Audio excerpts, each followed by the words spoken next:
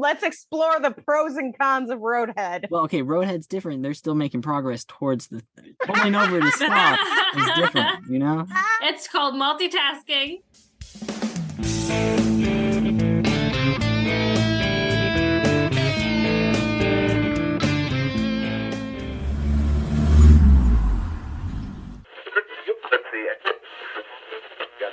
Hello and welcome to Saving People Queering Things, the supernatural podcast where endings are hard, but then again, nothing ever truly ends. Today, we're pulling up to the season 5 finale, Swan Song. I am your host, Elayna. I'm August. My pronouns are they, them. I'm Sam. My pronouns are she, her. I'm Noah. Pronouns he, him. And returning today is supernatural superfan and friend of the show, Jay. Welcome. We're so glad to have you back. Welcome back. Thanks. I'm so excited to be here. Someone put in the document the little corner of the podnet, and I just think that's the most adorable sentence that's ever happened. Trademark. Trademark. Yeah. Would you like to introduce yourself a little bit for anybody who's new and tell us how you got into Supernatural? What's your history with this here show? This here show. Right, this year show. My name is Jay, they, them. I am also known as JSTL on Twitter, TikTok, all the platforms. I'm an original fan. I started season 1, episode 1, day 1, and I have watched since then. So I've been in Supernatural since down in the trenches time. Since the dark ages, basically. It's always when the internet was not what it is now. No, literally. At all. I started watching YouTube didn't had just come out the same year this show did. Facebook, Facebook came out the year before this show. Yep. So yeah, I watched this. The first season I watched in my freshman dorm common area, like pulling up my little beanbag chair to the communal TV and telling everybody else to not touch me for an hour so that I could watch this show. So yeah, I can swear on the podcast. Just I was gonna say, stay the fuck away from me. So yeah, I've been here since the beginning, and the obsession has only completely taken over my life. So obviously here I am, almost 20 years later on podcasts talking about it. So I'm really excited to be here because this is my absolute favorite episode of the entire series. Which is such a strong episode. Oh, it's so good. This is why we're so excited to have you on this particular episode, because it is so much fun to have people on for their favorite episode because they just have so much to say about it. Absolutely. This might be a very long episode, warning in advance. And that's all right. We love long episodes over here. It is the end of the Kripke era. We have got to do it justice. Speaking of the end of the Kripke era, if you want to hear some wild speculation from two supernatural noobs who, aren't quite as experienced as our superfan guest today, Jamie from Driver Picks the Podcast and I made a couple of episodes. We made one episode right before we watched the finale, summing up all of our theories and thoughts about it and leading right into it. And then we made another episode right after we watched it and speculated about the next 10 seasons because somehow this isn't the end. But if you a whole lot of references and comments that mean a whole lot more to y'all, most of y'all, than they did to the people saying them, make sure to go check it out over on Driver Picks the Podcast, anywhere you can find your podcasts. And then in a couple of weeks here on our show, Queering Things. Yeah. Check it out next week. We will link to the Driver Picks episode. I've got some. Beth was sending me wild messages about your conversations. I have listened to the episode that is on Driver Picks. Noah and Jamie do some things. They talk about some possibilities for the future that are going to make experienced Supernatural fans head spin a little bit. I'm very excited. No. It's very funny. I had to bite my tongue a whole lot. So definitely check that out. It was a little wild because yesterday I pulled up the news on, I don't know, it was Facebook or something. Somewhere popped a message at me saying that there was some activity on Jupiter today and they could pick it up and there was mysterious light. And I'm not going to reveal anything, but that has a lot to do with the episode we recorded over on Driver Picks the Podcast. So go check that out if you're at all curious about that. Freaky. Just leaving Jamie and Noah, two people who have not not seen past season 5 alone in a room and being like, talk about Supernatural, just pays some dividends. It was so good.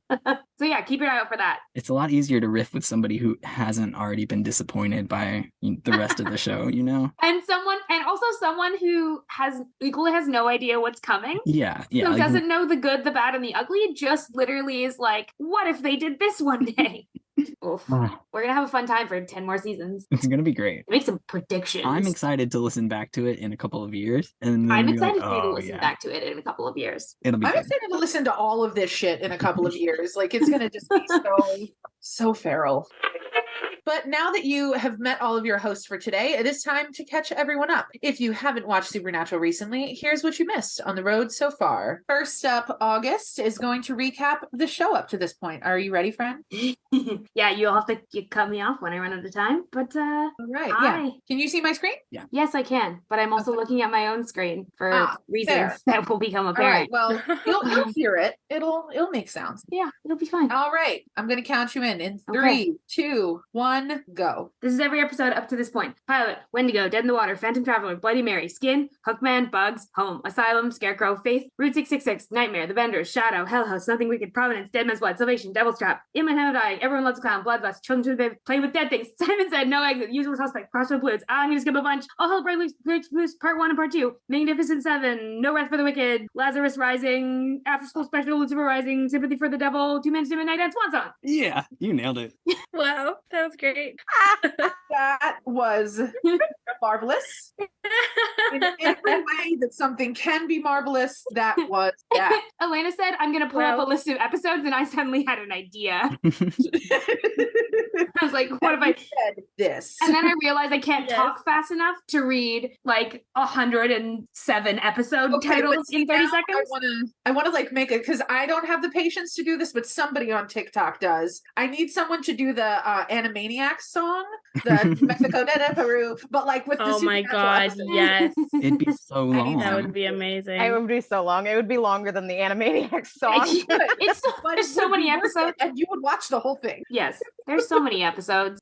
There's so many. I There's love all- you got to you got to Lazarus Rising, and then it was just fuck it, Swan Song. Oh no, I just skipped. I fully got like 4 episodes into season 2 and was like, oh no, I got 18 seconds left. I'm gonna skip. I'm just gonna start doing just finales of every season from this point onwards. So now it is going to be time to recap this week's episode, and Jay is going to be doing that for us. Are you ready, friend? Yeah, I am.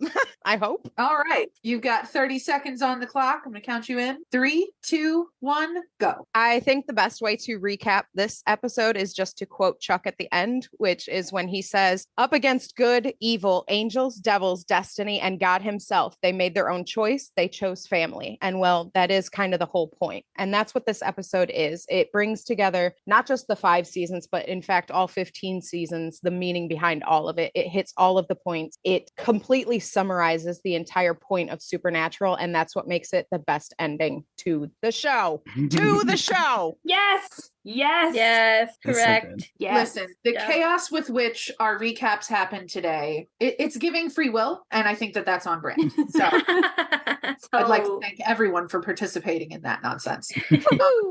yeah, that was fun. Now that we know where we're at, what road we're on, it is time to pick some music to accompany us on our journey. And here is what we have for this week. Who would like to start us off? I can go. Yeah. Okay, so I picked Tears in Heaven by Eric Clapton. Oh, Wait, yeah. How dare you? Oh no, was that somebody else's decision? No, it's just No, I such think it was just- it's just I that think it was I think perfect. it was that good of a pick. it's that good of a pick. Yeah, no, that was not on my Like wasn't even on if my you're bingo just card, but made me feel even if you're just going by the first lyric, it's perfect. But every lyric in the entire song matches this episode to a T. Like it has the begging, it has the heaven, it has not feeling good enough. There's literally a line in it that says, I must be strong and carry on. Like Mm. if there was a song that encompassed Oh this my episode, God. for me, it's Tears in Heaven by Eric Clapton. iconic. That's such a good pick. Wow. And wasn't that song like written about like his daughter or something that passed away? Like it was written about someone personal to him. Like, yeah, that's a fun factoid. I think I'm slightly wrong. It might not have been his daughter, but I know that song was written because he lost somebody close to him. Well, that makes it Wow. even more So beneficial. right in the feeling. Yeah, that makes it even more important because like it's a well-known like fandom, like thought that even though they both have the same dad, Dean acted as Sam's dad. So it would be like Dean losing his child. As Sam's parent, we're going to talk about that a whole bunch today. Sorry. I have points related to that. Except for me. My song's title's a little on the nose, but I do think it works. My song is a song that's called Swan Song. It's by A Fine Frenzy, and I'm just gonna read like one like the kind of the chorus. It says, "Yet I wrote the words to this swan song, the author of the wrong. I said what I said and I meant it, but now I regret it." Oh, it's a gorgeous song. I do recommend it. I've had this song on my Supernatural, on my Dean specific playlist for like 10 plus years. No, that absolutely plays into Dean in multiple aspects of this episode because like he said that he would support Sam in his choice to let the devil in and then he regretted it. He said that he would survive and go to Lisa and then he regretted it. Like there's so many things that he said going forward in this episode that at the end of it, like, even that discussion with Castiel when Cass was like, do you want, free will or do you want peace or, like what do you want? Because you got what you wanted. And you could see in Dean's face that he was like, yeah, I did, but I regret it. Yeah, absolutely. Shit, yeah. it's like, did I? I don't know, but I feel like that's how he's feeling. Yeah. Oh, my pick is The Devil in Me by Halsey. I'm a big Halsey fan. I feel like I've used several Halsey songs. It's a good thing. But this one felt very fitting. And the chorus is just like, I don't want to wake it up. I don't want to wake it up. The devil in me. And it felt fitting for this episode. Absolutely. Especially with like Sam thinking I can best the devil. I can put him into submission and I can, I can use the rings and take him down, just to find out that he absolutely couldn't initially he couldn't. So like he can't on his own. Yeah, right. So like that chorus, absolutely. He doesn't want to wake up the devil in him. He wants to keep it down. He wants to keep it subdued. Yeah. Good. No, what you got for us? I went with When It Comes by The Fame, which is it's a bop. It goes really hard, but it's talking about how before we die, you get to decide what you're gonna do. You've got the devil on your shoulder saying turn your back. You've got cold feet and now's your moment. I understand it's gonna get heavy, but they're gonna be with me. Be ready. Oof. You can't close your eyes when it comes. So well, that sucks. Yeah. Well, that's pretty much like just a detailed description of them standing at the mouth of hell. So that's very Sam coded, that song. Yeah. Really good. It's beautiful. Elayna, how about you? So my pick is actually a song that is hours new to me. My roommate played it earlier and it was on and I was like, oh no, this is the episode I'm about to go up to my room and watch it. No. So it's like, this is the one I'm going to go with. So it's called Save Me by Jelly Roll, which sounds like a, silly artist name, but this is such a heavy song. I don't recommend listening to it lightly, but it's really good. And the chorus that specifically like jumped out to me, he goes, I'm a lost cause. Baby, don't waste your time on me. I'm so damaged beyond repair. Life has shattered my hopes and dreams. Oh, and I was like, so this is several people in this. And then even there's a lyric, which I didn't really make this connection with it until you were just describing like the peace or freedom thing. But there's a lyric of the song that says, there were no shooting stars to wish on you, and all of my sorrows, I just washed them down. It's the only peace I've ever found. Like, so that absolutely relates to multiple people in the episode. Yeah. So we have a whole set of really depressing bangers for you today on our mixtape, and I hope everyone enjoys listening to it. Listening. You know what? It's not a happy episode, so it shouldn't have happy music. No, it's got to match the mood. Despite the chaos energy of this recording, not a happy episode. No, we're having fun. Nobody in this episode is having fun.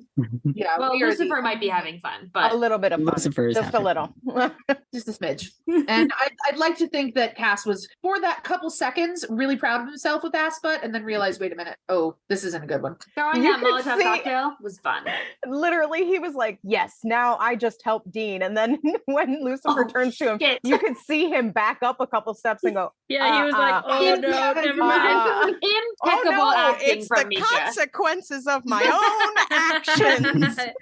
Yes, that's right. Oh no, It's like the TikTok song. consequences. Here comes a consequence. That's like this whole episode, though. Is just like, Yeah. here comes the consequence. Yep, it's all happening. Yeah, Of for everyone's everyone. actions, right? Of everyone's actions. Yeah. Especially yours, Eric Kripke. Like, this is just everyone's actions. Shaking my fist in the air at Kripke. Well, aren't we, boy. isn't that just the mood of the Supernatural fan that we're shaking our fist in the air? Absolutely, always. That or studying him under a little microscope, like a little bug. Oh, I just want to pick apart his brain. Just want to Yeah. be like, what's going on in there, buddy? What's happening? What- Were you what's aware of the daddy happening? issues? Or Yeah, like the dad Yeah, issues are you is what I okay? really want to talk to him about. Oh, we know he's not okay. No, he's not well. We know he's not okay. He's not well. Goodness bless Kripke. But anyway, now that we have that really depressing but absolute banger of a mixtape playing, it is time for this week's hunt. And today we are exploring the ultimate finale of the Kripke era, known as Swan Song, the 22nd episode of season 5. And August is going to lead us in a little bit with this week's tarot card. So for those of you who are new to listening, we have been going through with season 5 instead of just picking a theme, like a random arbitrary theme. It has been cards from the Supernatural Tarot deck. And so we look at the card, read the description, look at the art, examine it in the larger tarot world, and then kind of talk about the episode through that lens a little. So Yeah. August is going to take us away with that, and then I'll share some more stuff about the card in general. Yeah, so this is the last time we're doing this. Yeah. I think next season Well, we're still sweet. deciding what next season's going to look like in terms of themes, but this has been really fun to do. If you've listened, I would love to hear what you've thought about us using the Supernatural Tarot deck. If there's anything that you would think we should do differently next season in terms of themes or the tarot deck or any of that in general. But this week's card is the 10 of Blades. The art on this card is Sam and Adam, Michael and Lucifer, jumping into the cage. We couldn't not choose this card. The description of the card from the Supernatural Tarot deck is Adam Milligan's life is filled with painful twists of fate. After growing up thinking he's an only child, Adam discovers he has half-brothers, Sam and Dean, and is swept into their dark, complicated supernatural world. Eventually, he's even sealed into Lucifer's cage, along with Michael, Sam, and Lucifer. The 10 of Blades represents a dramatic turn of events and advises you to stay on your toes and expect the unexpected, because you never know what fate has in store for you. And that use of the word fate, I think, is super interesting, because this whole episode is about Prophecy and fate. One of the many apps that we look at Supernatural through, we've got faith, family, free will, fate. Yes. And to make this even more clear, like every season when we get to a finale, we always talk about it through the lens of free will. And more than maybe any other finale, this finale is about free will. So I thought this This is card the free really will worked. finale. Yeah. And so Elayna, do you want to share anything else about this particular card in the traditional tarot understanding? I would love to. I would like to start though and I will, for listeners, I will post this image at some point during the week this episode comes out. But for my fellow co-hosts, I'm going to share my screen just so you can see what the traditional art is on this particular card, because it's a little, Yes, it's a a little on the nose. little on the Little nose. on the nose. little, just It's so on the nose. just 10 swords buried in a person's back. Oh my god. Just casually, and you see all these different renderings, and it's just people Versions being of this- stabbed. So fascinating By- that the Supernatural Tarot, that the what they chose to go with was actually not something of someone getting stabbed, but was of like this metaphorical, But was of the exact same same kind Yeah. of moment. And so, yeah, I just wanted to share that particular piece of art because it's really, this card is it means some heavy shit whenever it comes up. Mhm. In terms of what the card actually means, some of these descriptive words for it, I think, were just so on the nose to this episode. It was painful endings, deep wounds, crisis, loss. And then it also, in the reverse, I think it's cool to mention that one of the phrases it uses to describe the reverse is that it's about recovery, regeneration, and resisting an inevitable end. And I think that's very interesting for this episode. And it's, this having the art on the Supernatural card be from this episode and having this card have this much meaning that ties to it, I think is just bonkers, because all of this season we've had some really interesting cards and episodes tie in, but this one I was just like, oh, it's so good, the tie-in. Yeah, that's a little bit more about the 10 of Swords, which is what it's called in the traditional tarot. Wonderful. Thank you, Elayna. On the nose. No, thank you. And so now that we have discussed that, we're going to take that information and translate it into our main discussion and talk about how much therapy we're all going to need. Who Here wants we to- go. Who has a point they want to start with? This episode sucked. It was For this episode was like hyping this episode up, being like, no, this is probably the best finale in the whole show.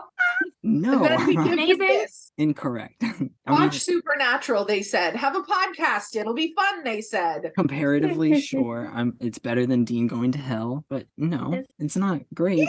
Is it? No, it's not. Yeah, it It's not. But narratively speaking, it is a really Oh. well done episode. I get that. Yeah, it hurts though. God It damn. absolutely hurts. But like you said, narratively speaking, this is, you couldn't hope for better in a season finale. No. Like Mhm. it did tie up A almost lot. every single loose end. The ones that it left were like flirtatious loose ends, I guess. Mhm. Ones that you're like, oh, okay, I can imagine my own ending. I'm not really pressed that they didn't tie that up. Like, If they had ended here, it would not have been a bad ending. No. And I Yeah, I, think I said- agree. I okay, don't know I if will. said- I will okay. caveat this. I will Yes. caveat this. Oh yes, I have also many caveats for that. Originally, when they thought that season 5 was going to be the end and they filmed this and whatever else, it was going to end, with Dean and Lisa in the house and Bobby's off hunting and Cass is up in heaven. That ending shot of Sam being out of the cage was not part of the original plan, the original ending. It's really Right. important to know that when you think about Yes. So looking on the ending as if this were the ending of the entire series, you have to remove that scene from your head because they were planning to That's a- leave Sam and Lucifer and everything else in hell. which I do think it's not a happy ending. Is it It's a not satisfying ideal. ending? Is it a satisfying ending? It's Narratively, satisfying. It works. I disagree. Yeah, it wraps it up nicely, but it's not I don't nice. like it. It's not a happy ending. It's the saying Yeah. free will is worth the cost is really what But it's that good message is. storytelling. It's not happy, but it's good storytelling. Correct. I don't Yes. think Okay, Noah, tell us your thoughts as someone who's just watched this. so. I don't like Somebody Lisa. who just experienced. Lisa You is not cat is Oh. not meant for Dean at all. And that is You are not correct. We're just going right in. Just- yeah, that's if just I think stab. it's a super satisfying narrative ending. Right. If Sam is in hell and Dean is living his life with Bobby and Cass, that's better. Or he and him and Cass going off and building a life, that's much better. But they have not built up the Dean and Lisa narrative at all. It's just him looking at some idealized version of a life and It's wanting compact. that, but not Lisa. It is Yeah. so compact. It's So so bad. compact. So, This is what I will say. It was not Dean's original plan. It was not Dean's wishes or Dean's wants. Dean is trying to fulfill what Sam wanted for him. Which is Like, in literally what they this- say in the episode. Exactly. Yeah. They say it in the episode. Sam is like, you go back to Lisa, you build a home, you go to football games, you barbecue, etc. But I think So that I don't think it's what Dean wanted specifically. Well, It's they No. Dean trying is to honor filling out Sam's his- last wishes. Exactly. And Dean said, they say in the episode that the only reason Dean doesn't pardon the language, go and blow his brains out immediately is because he promised Sam that Which is he different. would. that He wouldn't. moment. which I think Sam wouldn't have said go back to Lisa if Dean hadn't gone back to Lisa a couple of episodes ago on his farewell tours, And so if they hadn't forced that little bit in, then maybe Sam would have said something like, well, hey, go be with Yeah. Cass. Go. I think, Yeah. and Follow I think, your I think Sam I feel like Sam maybe doesn't know the Not depth at of this their point, no. relationship Yeah, yet. I don't think he does. Yeah, because at this point it's very behind the scenes, and it's been in Exactly. scenes So in where Sam's Sam's not mind, around. oh, Lisa is closer, more like, intimate, close. more know each other Exactly. better. Well, Yeah. Lisa is a happy ending for Dean. He's Well- not aware that Cass could be a and happy Joe is And gone. Dean and Sam is operating off this assumption, that Dean has said several times in this season of if Sam knows, and I think this is correct, Sam knows that Dean would love a domestic life Yes. outside of hunting. Well, And I think Sam is going I think Dean wants some of these things. He wants a person, he wants to be with someone, and he wants some of those Out. apple pie life. He wants out. He's wanted out for a long time. The only reason he stayed in is because his family is in the life. So he wants to be where his family is. And the to problem protect is that his family, and to protect his family, he has to be in the life. Yeah, and the problem is that Lisa is not his family. He cares about Lisa, but Lisa is not his family. No. Even I- if we operate under the assumption that Ben is actually actually his kid, which I do. Yeah. Lisa is not his family Agreed. in the same. He deeply cares about Lisa. Like I will. Yes. stand I and would fight even on that broach hill. to say that he loves her, Yeah. but not in, I think there's different levels to love. You can love someone and care about someone, but not be in love or want to continue Yes, a life build with a life someone. with them. Yeah. Correct. Yeah, someone can be an important person to you and you are not in love with them. Yeah. Well, in favor of being a Lisa apologist, I have to say that it's also like Sam, you have to remember he just saw Lisa in Dean's version of heaven. Or Mhm. it was the hallucination. Angel manipulation aside. Sorry. Yeah, that was season 3. It was the when he's like He's in the dream. It's in the dreamscape. It's not heaven. Oh yeah. he's dreaming about being with Lisa at a picnic, and she's like, "Oh, we have to go pick up Ben from baseball." So Sam is like, that's what part of what the information that Sam is going off of. However, I feel you, Noah. And Sam is Dean's kid. Like Sam, it's like a child often like has an incomplete picture of their parent because their parent has hidden things from them. Their parent is like not always revealed their deepest like longings and sorrows and Their losses. parents is trying to protect them. The parent Dean has been protecting Sam from like a lot of what he truly wants. Sam operates best as he can with that and like tries to get the thing that he thinks Dean wants. Yeah. And I will Dean's also like, say, I think it's also a little bit selfishness, not in a bad way. You can be selfish and have it not be a bad thing. I Mhm. think a lot of people hear the word selfish and think of it as a negative thing. Not always. Sometimes taking care of yourself and doing what's best for you is obviously the best course of action. Self-preservation. Correct. Yeah. So I think it's also a little selfishness on Sam's part that he wants Dean out of the life because it's Yes. something that he wanted for himself. And since he Mhm. knows that he's going to say yes to Lucifer and knows that he's going to either die or be trapped in the cage or whatever else, I think he wants that for Dean because he can't have it for himself. Yeah. So I think that also plays into the go find Lisa, have a happy home type thing. He wants Dean Dean out to of be the free. life. Right. He wants Dean to have the life that he wanted for himself and couldn't have. And he's trying to leave no loose ends. He's trying to be able to be like, if I'm gone, I Dean know will be that my okay. brother is taken care of. Yeah. And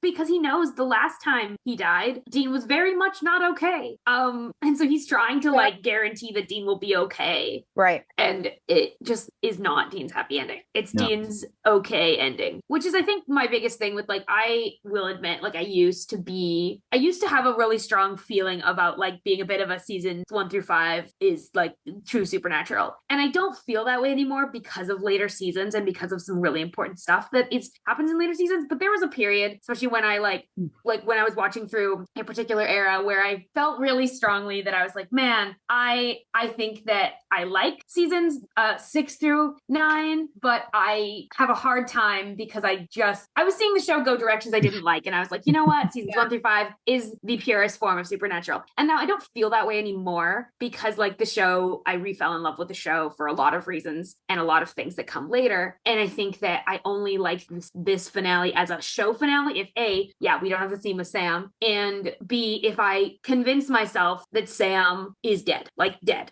not in the cave, that Sam is not suffering for eternity because I just can't handle that as a like concept. Like I just don't think that's a fun like living souls can't belong in hell, so he died on the way down kind of thing. Exactly. And I'm like, you know what? If season 5 is the ending, Dean's with Lisa, not his ideal, but like he's out of the life and he gets to And choose also what it happens could next. be temporary. Like Exactly. He gets to choose what happens next. Right. If we think about it, yeah, he went to he's Lisa, but safe. maybe Lisa helps him to get back on his feet and realize different things about himself. I absolutely Lisa do not think they doesn't last. Lisa doesn't necessarily have to be end game. It's just where he went to rest and recover. Mm-hmm. Yeah. And that is the only way I can see this as the finale that I would have liked. And I am glad the show Lisa's didn't like a end. harbor for him in a way. Yeah. Yeah.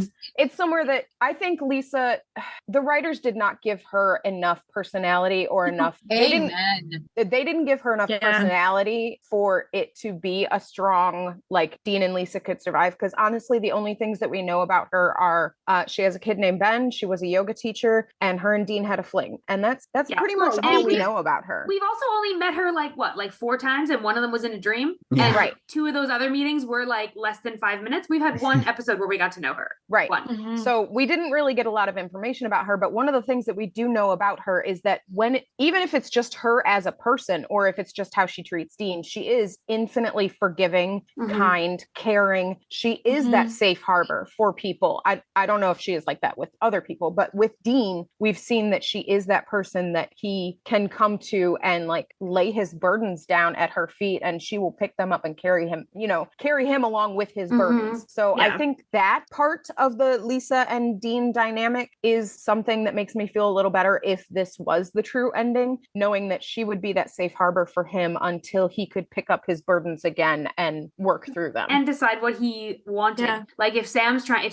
parting gift to Dean is like being like, take your free will and actually live a life, then Lisa is a safe place for him to be while he figures out what that means. I do love that reading. That's great. Because it has such an effect on you just to know somebody is giving Dean a hug and saying, hey, it's okay. You're safe. It's okay. Oh my God. Which, especially at the ending, that's exactly what it was. She was like, are you okay? And he lied straight to her face and said, yeah. Oh my God. But then he started crying and leaned in for So the hug. good. Exactly. And then she says the same thing. Exactly. Because she pulled him in for that hug and she was like, shh, it's okay. So it's good. fine. It's going to be okay. Same thing that Sam said to him right before Sam jumped in the cage, which is that it's going to be okay. Right. Okay. So I think that was his, like, I can lay down my burdens for a moment and not have to into her shoulder, like right. I don't have to be the big strong like protector right now. I can just heal. There's no one left to protect. I mean, there's no one left to protect, which is the awful part of that.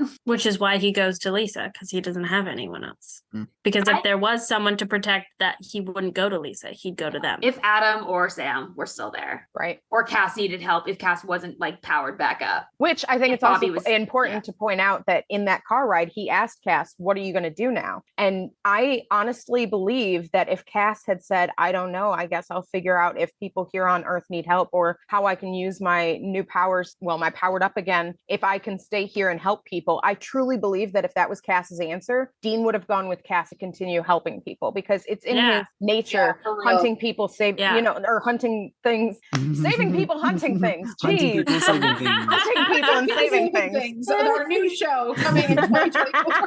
But yeah, it's in his nature to hunt things to make the world a better place. It's been his life since he was 4 years old. So I truly believe that if Cass had said, I'm going to continue to make the world a safer and better place and protect people where I can, if that had been Cass's answer, I don't know that I think that Dean would have gone to Lisa because we know that Dean has not exactly gone back on promises before, but he kind of has. Obviously, if he could justify it to himself that, especially if Cass needed him. Because the thing is Sam said go to Lisa and have a good life. He would justify it to himself as, if I, as a hunter with all of these people, or all of these things that are still coming after me, because let's remember, the apocalypse was diverted, but there's still demons, there's still vampires, the bad things are still out there. So I truly believe that if Cass had said, I'm still going to hunt things, Dean would have gone with him to help save other people. He wouldn't have wanted to bring that to Lisa's step. So he would have justified it to himself as, Sam wanted me to continue to have a life and, make my own choices and use the free will that he died for. And I can't turn my back on the world just because the apocalypse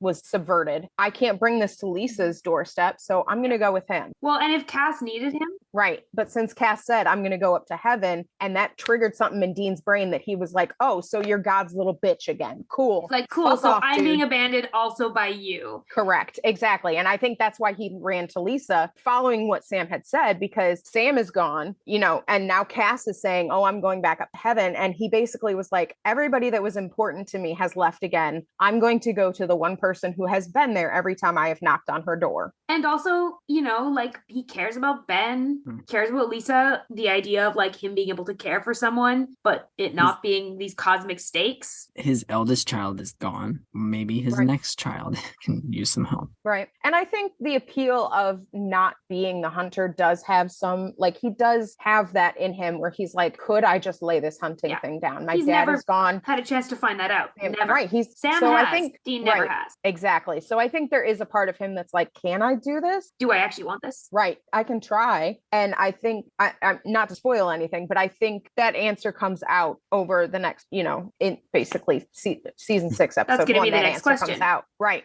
So it's I think part of him wants to try it, but I think the majority of him would have gone with Cass had Cass not gone to heaven. So the reason that I can reconcile that with this, if this were the true finale, is that just because Cass went up to heaven now and he went to Lisa, that does not mean that that's the end game where he finally lands. That's just where we see that he lands. Yeah. And if the show ends here, the show ends in a very like open concept where we can kind of imagine what happens next, and there's a lot of possibilities, because it's not ending with all the characters dead. It's not ending with there being no monsters. It's just ending with them stopping the apocalypse. Right. And I think that's also what makes it such a great ending, because it does tie up the tight ends. Like I was saying, like, you know where Sam is, you know where Dean is, you know where Cass is, you know where Bobby is, you know that there are still demons on Earth and things like that, but there are other hunters. So everything is kind of nicely wrapped up with a bow, but it does leave that nice openness to where you can imagine, like, Dean goes to Lisa, he heals, but he's a hunter at heart. So he does get back out there and he meets up with Bobby. And because Chuck says it's the last time they'll see each other for a while, but not ever. Right. Yeah. So it does wrap it up in a nice little bow, but it leaves room for future developments that you can imagine yourself. Yeah. Okay, that brings up another interesting point. Chuck disappearing at the end. Was that always a part of the plan, or was that added when they knew they were getting season 6? I think that was always in the plan. As far as I know, it was always in the plan, but what that means means was and not what it meant at the time. Yeah. What it meant at the time was not specific. So there was a lot of speculation online after that happened.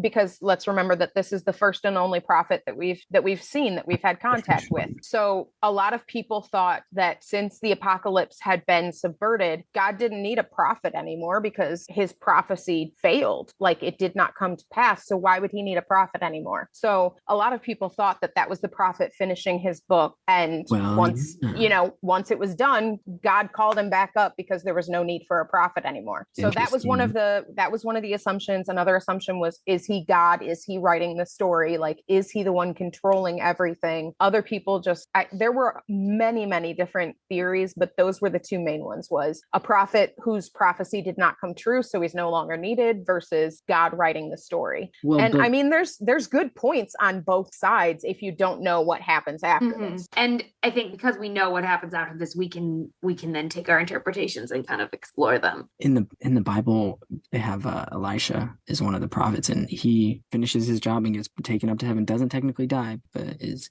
brought up in a beam of light, kind of shit. So that totally tracks. Kind of what they're alluding to. And maybe the next prophet was born for whichever next prophecy came next, now that one had been failed. You know what I mean? Like, that was a main theory. And I remember a lot of people thinking he was God, specifically because of the allusion to writing the story. Like, he is writing the story and he's narrating. Yeah, he's those literally metaphors writing the are story. there. And he's complimenting his own, and he's complimenting his own writing, which does read very much. And because we know from a few episodes ago that God is on Earth, there's like a number of different things kind of cumulatively. You go like, okay, all of these pieces of evidence mean that there's definitely evidence to point to him being God. Right.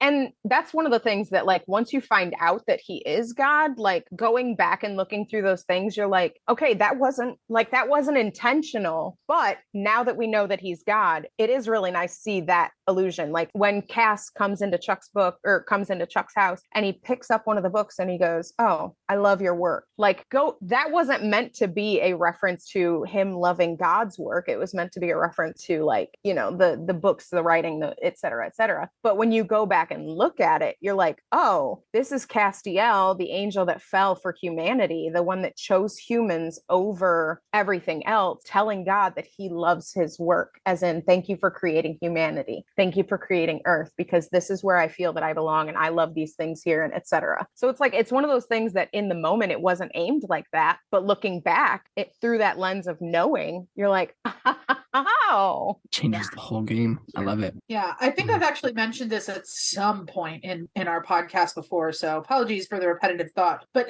for me, it's a little bit like one of my favorite movies of all time, movie The Prestige. I won't say what it is because I don't want to spoil it, but they tell you so upfront towards the beginning of that movie the exact plot twist of the movie. And if you've seen it, you'll know which part I'm referring to. And when you get to the end and you realize the twist, you're like, oh, they told me right at the beginning. And that's a little a bit like what Supernatural feels like sometimes. Yeah, especially if you go back like, to like season 1, like episodes like Faith, where you're like, they told us exactly what was happening. Yeah, and especially like with as far as Chuck is concerned, in the very first episode he's in, he goes, "I must be God, a cruel, capricious God," and it's like capricious God. And you're like, that's not that's not wrong. That's not wrong. Especially, it's also especially funny that they had him criticize Bugs, which is universally known as one of the absolute worst episodes of Supernatural. So it's also especially funny that they made him criticize that episode, because that was kind of like a little nod from the writers towards the fans going, yeah, sorry about that.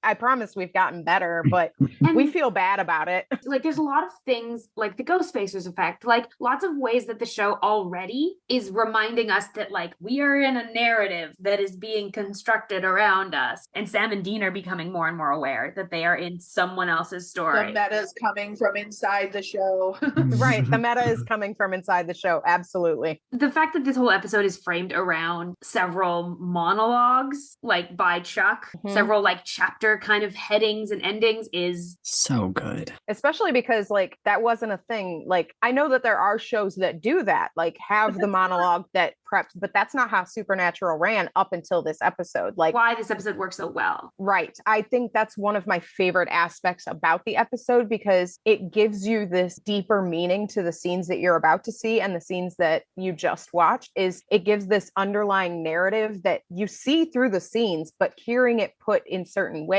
Like there are certain things that have huge impact, but also having that bolstered story underneath it is just chef's kiss. Well, and one thing that like this is for any listeners who haven't seen the finale, this is not a spoiler. It doesn't tell you anything that occurs in the finale, but it's a convention of the finale that relates back to this. That episode, like the finale of the whole show and this season finale, both make use of montage in a really interesting way. And one does it much better than the other. So just to make that really clear, we're not like pro the finale. No. But I do love montages. yes, thank you. I'm so glad you also wanted to mention that, Jay, because it's absolutely right, because that montage of them at the car and like the way that the episode, but it's juxtaposed with Chuck's monologues, which all have music playing over them, and it's the Supernatural music, in handful that is playing during those sequences, and so it's eliciting these really strong feelings, the music and the dialogue or the monologuing. But then when you get to that moment of just sheer montage, there's just nothing but wind whistling. Oh my god! It's silent, but wind whistling. Good. So it's and like so well done. I was going to talk about that as well, because the montage that you see, even not just in Supernatural, but typically montages are packed with music to tie everything together, and it's always got an underlying theme song or something that brings it together. You'd almost expect a Carry On My Wayward Son. Correct, exactly. You could expect to Carry On My Wayward Son, or even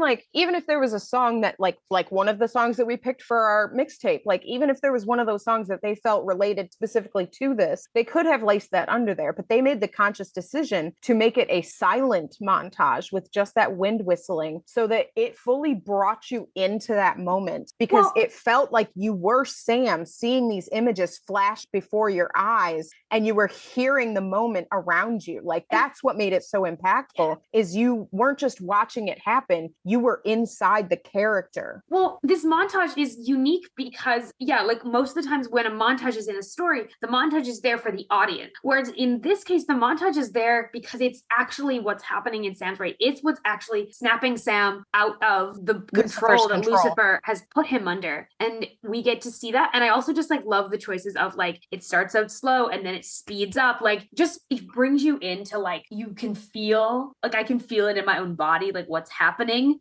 And it's so good. That silent montage is one of my favorite things about this episode, because it does hit so hard, because like you said, it is from the character's perspective, which brings the audience into the character instead of watching it from like, oh, these are just past moments from the show.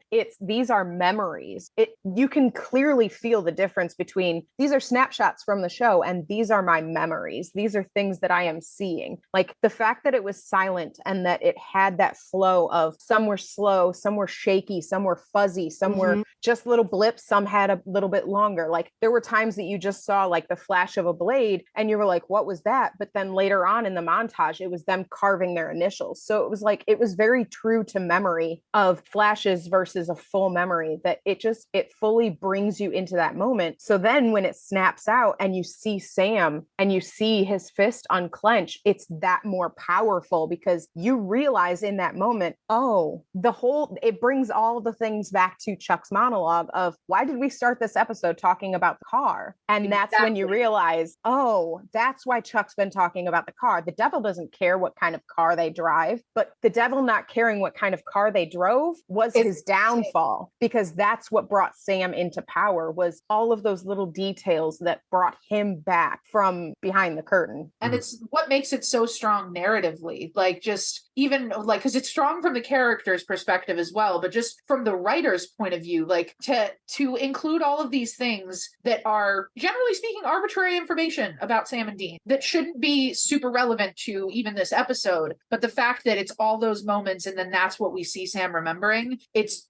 phenomenal. I have no notes. Him kicking Dean's ass and him saying, Sammy, I'm here. It's okay. I won't leave you. I think that also relates back to the tarot card, because the literal definition of the tarot card with all the swords in the back, I think that relates to this moment, because Sam is the person that he trusts the most. It's the person that he loves the most. And Sam, even though it is technically Lucifer, but for all, visual purposes, his baby brother, his kid, is whooping his ever loving it's going to kill him. His ass. Is going to kill him. Like, no joke. Is going to literally. And not even just, we saw him just kill two people, like Cass and Bobby, instantly killed them. And Dean's not afraid. Yeah, but he's taking his time with Dean. He wants Dean to suffer. So having that, relating it back to that tarot card of having Sam be the one, technically Lucifer, but Sam be the one to just beat the shit out of Dean with the meaning to kill him. Yeah. Oh. Well, Lucifer even says that. He's like, oh, Sammy's in there. He's going to hear your bones break. Right. Like, so it was it was pain for both ends. To be Sam. He wants to slowly kill him.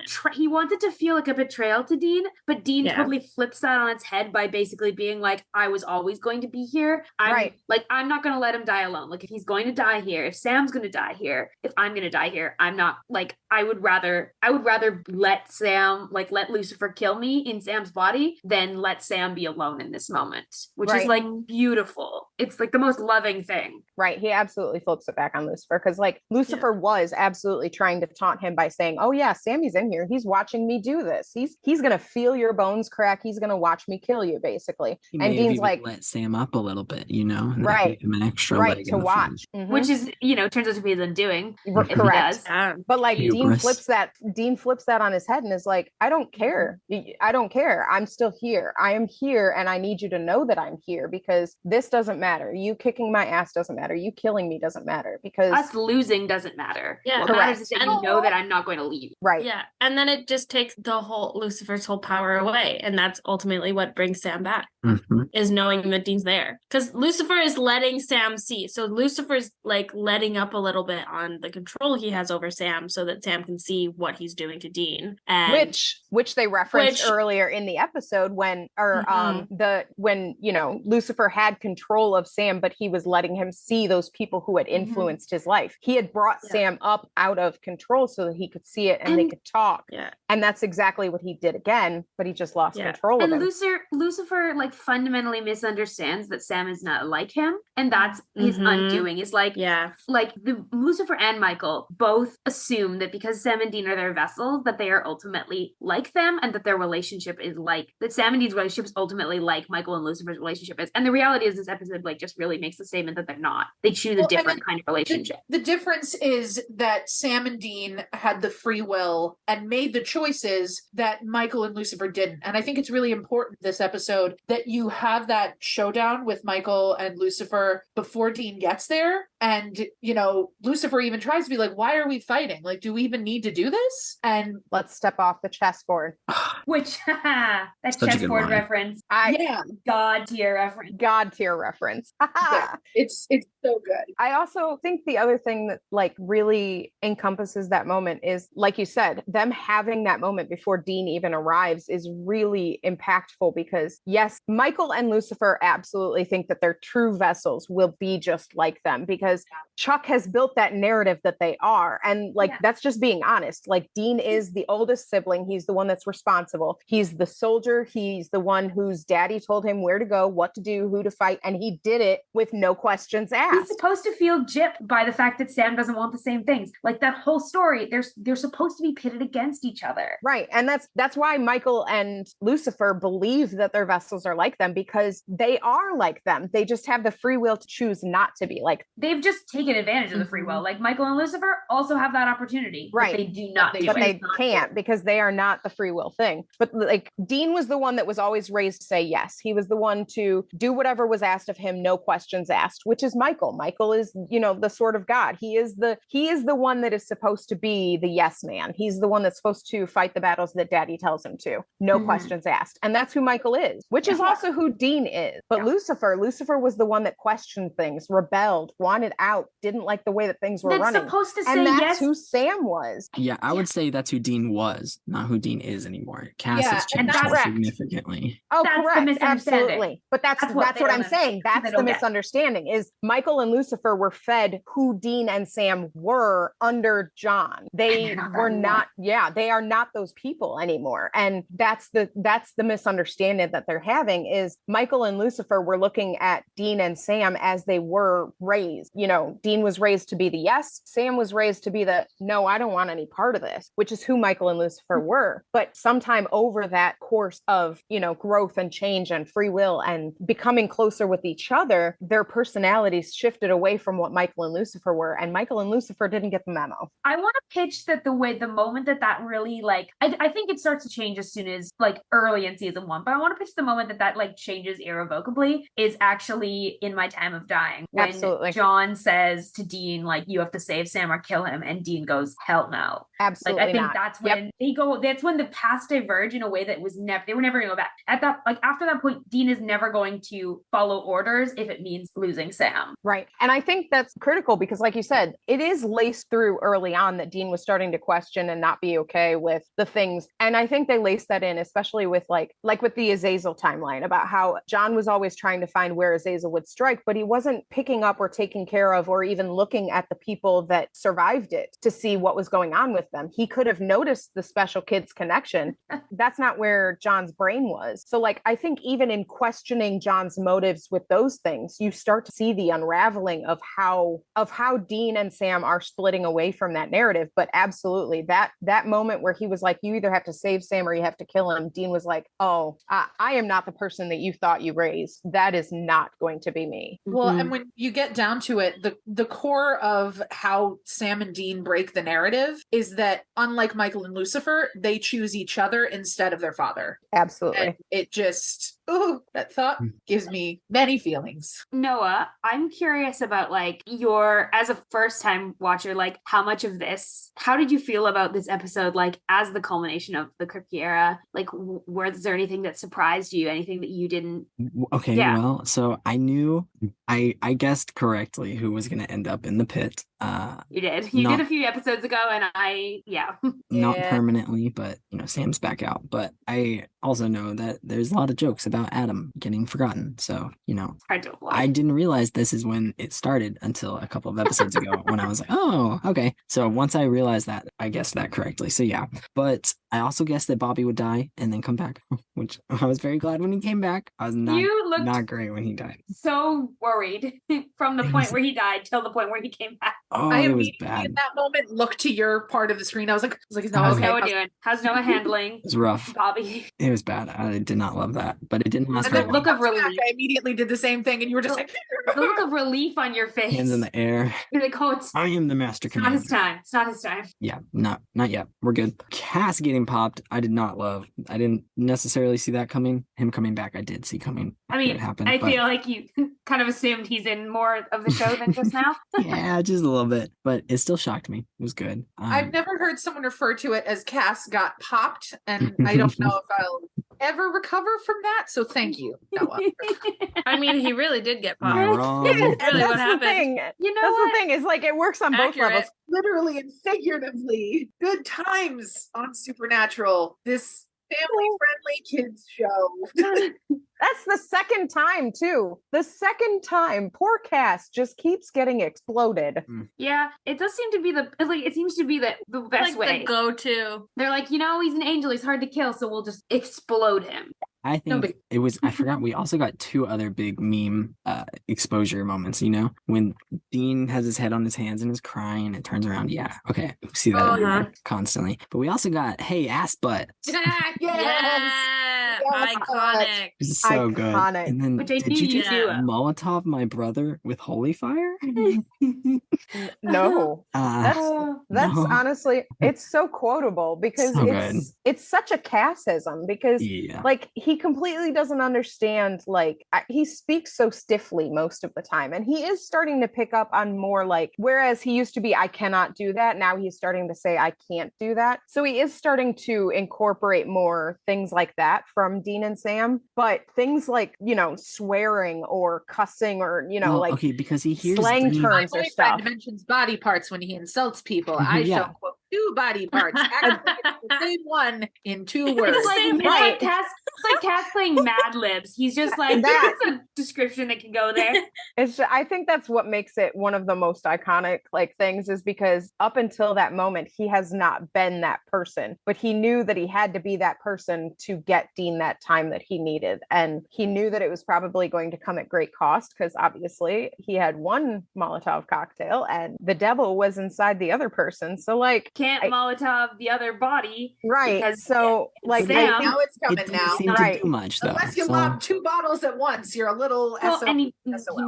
Dean needs he a chance needed to talk to Dean. Sam. Yeah, he needed Sam So- still there. So like I think it is kind of funny that he went with a swear instead of just like throwing it. Like, let me It got his announce that attention I'm first. pissed at you. Right. Gotta do the one-liner. It's very much for Dean's sake. It's very much for That's what I'm saying. Like, because of it their is relationship. it is very much for Dean, because I don't think, like, if Dean had not been there and Cass was trying to get rid of Michael, he would have just thrown it. He wouldn't care if absolutely. Michael He's was looking tactical. at him. He's tactical. Right, he's tactical. He's a soldier. Like, he would have just thrown it. It didn't matter if Michael was looking at him for it. Like, he would have just thrown it. So him saying, "Hey, ass butt," I feel like that was really for Dean. Like, I'm here. I'm supporting you. This is for you. Like, I'm gonna try and use one of your cuss words. Considering that, like, the previous interaction that they have is when he basically tells Dean, like, we are out of options. Like, we now let the prize fight happens. He basically says there is nothing else to do. And so he says this to Dean. He basically goes, like, we give up now. And so he's got to, when he gets there, it's him going, I'm not actually giving up. Which does lead me to the one critique, the one singular critique I have of this episode, and is the single line of dialogue, I think it's like 3 or 4 words, is when Dean calls Cass junkless and a sissy. It's not necessary. It's not funny. It's not a good joke. It's said in the heat of the moment because Dean is emotional and frustrated. But He's could have emotional. done something else. He Writers could knows have done that Cass isn't chunkless. He's checked. Yeah. Yeah. We've had a really elaborate conversation in 503. Like, we have a theory. That's the first hookup. Them Is hooking 5 up or twice in that 503. one episode. So we plotted it out. We got plot points. Yeah. It's just There's a low. He's just, it's a low blow because he's emotional. It's a rough day. But the thing is, I just don't think, And he's just swinging. from the writing. That's the only way I can read it as anything okay. But I think it's just a bad writing call. Yeah. I agree. No, that's true. I will say it's definitely a bad writing call, but not to. I think hindsight is 20/20, and it's very much in the same way that, like, me now at 35, I would never, in a negative, derogatory way, be like, "That's so gay," but that absolutely came out of my mouth 15 years ago. So, like, Yeah. I think it's one of very those of things its that era. it's very of its era, and it was. I think I'm not going to speak for the writers, but I think it was one of those things where they were trying to, because angels are in human vessels. I think they were still still trying to, it's not the same as like, a vampire that has fangs or a demon that has black eyes. There isn't really a way, we didn't see the angel wings. So like, there isn't really a way to signify that this is a powerful beast trapped inside of a human shell. I think that was their way of constantly like signifying and remind. Correct. Remember, I think they have different priorities than humans. Correct. I think that's what that was. I think it was them trying to remind people that this is a being that is not of this earth. They are powerful. They are strong. They are not human. Yeah. Even though they are in a human shell. Is it appropriate? No. Is it right? No. Is it great? No. But it is a product of its time. One thing I'd change. It's the one thing I would change in this episode. And it's relatively speaking minor. I do like that entire scene other than that, because I think it's really interesting to see how like Dean tries to appeal to both Cass and Bobby, and both of them, it takes them a bit to come around. Like I would love to have seen the conversation between Cass and Bobby when they decide to go after Dean. Scenes we could have had. Because obviously it's not very long, because they don't show up that long after Dean does. Like Dean gets in the car and 10 minutes later they're going, shit, we also can't leave Sam to die alone. Yeah. I think honestly I just speaking for me personally, but I think honestly on Cass and Bobby's perspective, it wasn't so much about leaving Sam to die alone, because I fully believe I think it's mostly about Dean. They wanted to be there for Dean because they knew that Dean was going on this suicide mission, and they thought that Sam was gone, that Sam was just Lucifer's shell. Like they were fully believing that Sam was absolutely gone, that this was going to be a battle of the angels. So I think Bobby and Cass coming was moral support for Dean should that conversation not happen. And it just, you know what I mean? Should Sam not have taken control? They want to give Dean one last shot to have a conversation with Sam. And also be there for support when it didn't work. In the same way that Dean wanted to be there for Sam, even if it didn't work, Bobby and Cass wanted to be there for Dean if it didn't work. I think that they rode there with him, and he just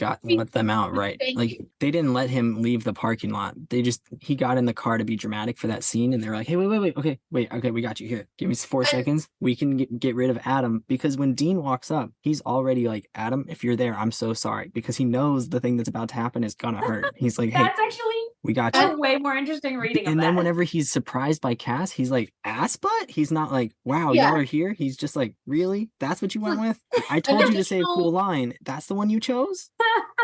That's an additional piece of supporting evidence to that theory, Noah, is how else did they know where to go? Exactly. Like it's because Dean called Chuck and got the location. And so I always, in my viewing, I had always assumed that same scenario that Noah just described, is that they never actually made it out of the parking lot without being like, all right, okay, fine, we'll come with you. Yeah. And they rendezvous 5 minutes out from Soul Cemetery and swap cars, because Cass obviously drove with Dean up till that point. Cass swaps cars to go with Bobby. Dean goes ahead. I think he could have let them out right at the edge of the cemetery, because Lucifer and Michael are worried about their own thing, and they barely hear the car whenever Dean puts the mixtape in. So they were like, oh, okay. So Bobby and Cass just walked a little bit, Bobby's super excited to walk now. It's fine. Or we can further add, we can play the 503 long con of them hooking up. And so Bobby takes his car, Cass drives Cass to pull over somewhere, and are like, okay, look, last moments on Earth, and they have another hookup. I don't think that's anywhere close to on Dean's mind.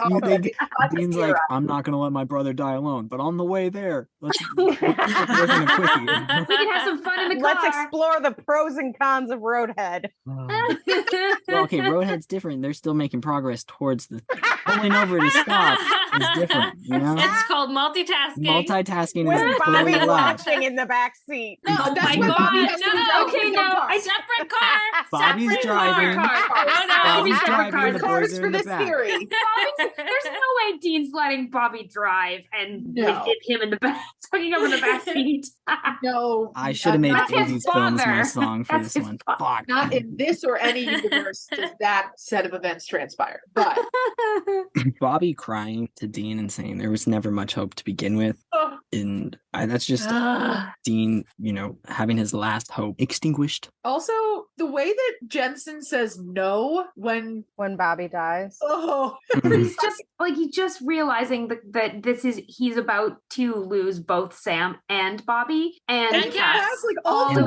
Cass, because he doesn't even have any hope that Cass is alive until he shows up at the end.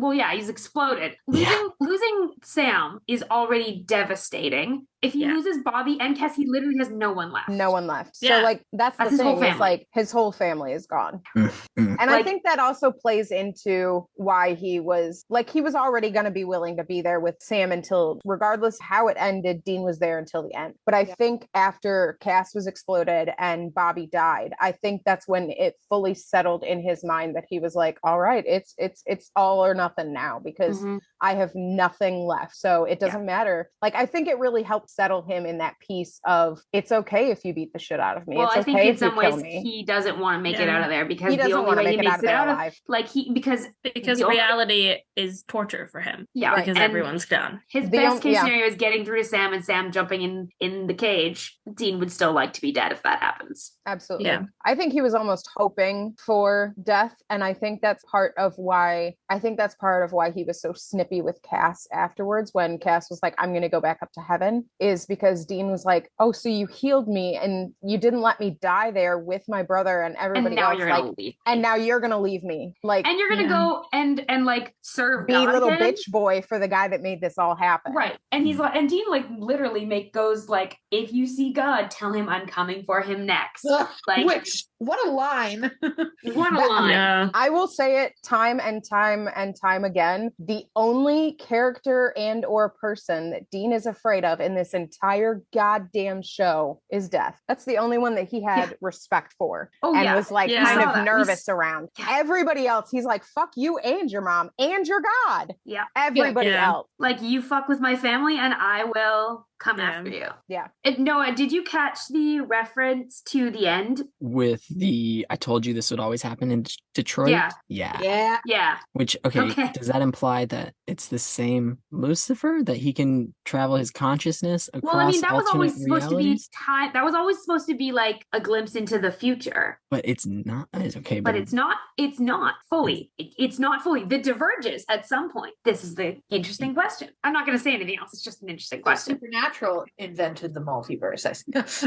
I mean, we have confirmation there's a multiverse. I have that down on my list as one of the potential canon errors, because I think it was the writers trying to be cute with a little tie back to the end, but it raises the question that if the end was supposedly in the future, and even if this is the same timeline, and because that Dean, the end Dean, was like, say yes to Michael because I didn't, and look what happened. So even if this is quote unquote the same timeline that ends, at the end, Dean would have known and had that memory of Lucifer saying that, but Lucifer shouldn't have any memory of that happening because it's in the future. So it opens up the possibility of, are archangels also omniscient? Like, do they also can they also kind of exist outside of time a little bit? Correct. Right. It opens up that plethora of ideas of, do archangels have the ability to run along the timeline and see things that are in the future and in the past? Right. Do they have to have God's permission? Because like we always kind of assumed that like Zachariah throwing Dean into the end scenario was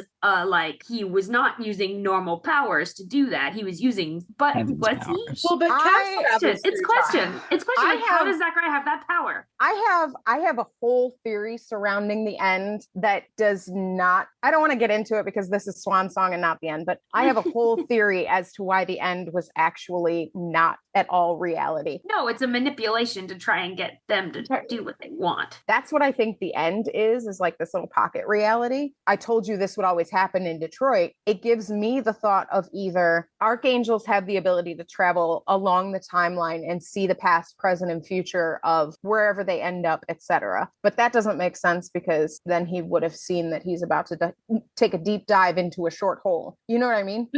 What a way to describe that. It also begs the question, that was Chuck controlling that narrative to push Dean to prevent the end? So when Sam Lucifer says, I told you this would always happen in Detroit, was Chuck controlling that narrative so that Dean would eventually be like, okay, I just got to let it play out because that Dean told me, let it play out. He's trying to, fuck with Dean's mind a bit. Right. He's trying to make Dean, even though Dean can't say yes anymore, he's trying to make Dean take that step back and let it happen. Mm-hmm. That's really really interesting. Either of those is a really interesting theory. And like both of those make a lot of sense. I like the idea that Chuck is fucking with them. I think it also tracks because Lucifer has also said multiple times that to Sam, you're going to say yes in 6 months in Detroit. Like he said that even in the normal timeline, not in the end. Right. Oh, that's so true. it tracks. He said, even if But you would Lucifer have no way of can't. knowing that unless Chuck has controlled the narrative, and somehow communicated. Lucifer has the ability to see past, present, and future, which begs the question, why didn't he see his inevitable end? So I would say that argues that he can't see the answer for that is free will. You can't predict free will. So he could have seen the end being something far off and vast in the future, but Dean chose free will to be there. Again, the Winchesters, in either of those scenarios, the Winchesters, they just love to break reality. They break the narrative. They break Lucifer's version of the narrative, Michael's version of the narrative, even God's version of the narrative. They are unpredictable because they have free will. Amazing. The scene with Sam talking into the mirror was really well done. I do really like that.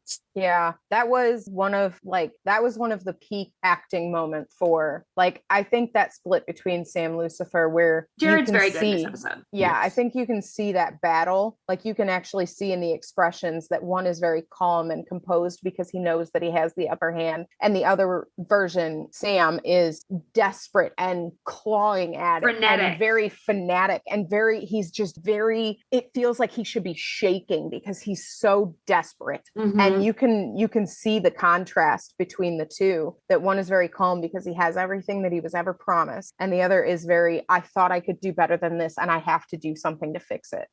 Yeah, I think that scene is, I think like Jared's acting in this episode in general, his distinguishing between Sam and Lucifer is really, really good. This is, I think, in the whole 15 seasons of the show, this is one of his best performances. Sometimes we usually have really good things to say about Jensen's acting, and Jared's, it varies a little bit more. I would say this episode is one where I do have really good, I think he does a very good job of distinguishing these two characters, making it instantly obvious through the mannerisms and the way he carries himself. Like Sam carries himself smaller than Lucifer, which is wild. And Jared is not a small guy, and it's very effective, and it also just brings you back to this, like when we're talking about pushing against the narrative and free will, Sam is confronted with the fact that like his entire history has been filled with Azazel's puppets, Azazel gang, which I want to hear what you thought about that, Noah. Like that reveal is a fairly large one. Yeah, it's like the reveal with Bryce from a couple of episodes ago, but on steroids and much, much worse. His prom date. That's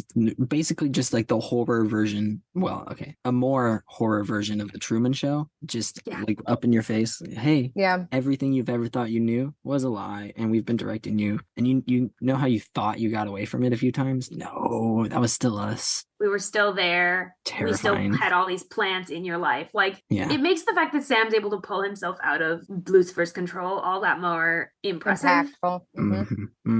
Because it shows that he was conditioned since he was 6 months old. Like, truly since since birth, since he is the true vessel. Like, he's been conditioned to do one thing only his entire life. And at the end, in the moment where it counts, he is able to break free of it, choose free will, choose to suffer the consequences of free will to allow the world to continue to spin.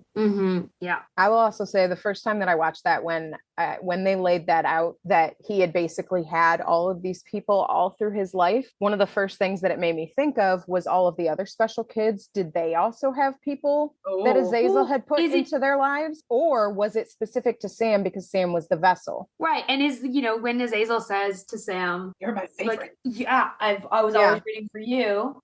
How much does he know about who Sam really is? I think my theory is very few demons knew of the true prophecy and the Michael and Lucifer fight. It was very like hush hush only. Not a information you want widely known. Correct. And we know that because how many fucking demons have tried to kill Sam over the years, and would they have tried to kill him if they knew that he was Lucifer's true vessel? Well, okay, I think that sort of plays into one thing that's kind of annoyed me this season that I didn't really realize until recently, is that if Lucifer, King of Hell, wants Sam, anyone could just kill him and send him there, because like if they play their cards right, boom, he's going down. Except that God has that little protocol in place to where once the Winchesters die, they get pulled right up to heaven, which has apparently happened multiple times. And Ash is, that whole bit. Ash has feelings. Yeah, that's If it wasn't for that, then anybody could just get him down there. Theoretically, he's got demon blood. He doesn't feel like he deserves to be in heaven. All that, etc., etc. I'm going to remind you that Lucifer is actually an angel. He is not a demon. So he needs the yes.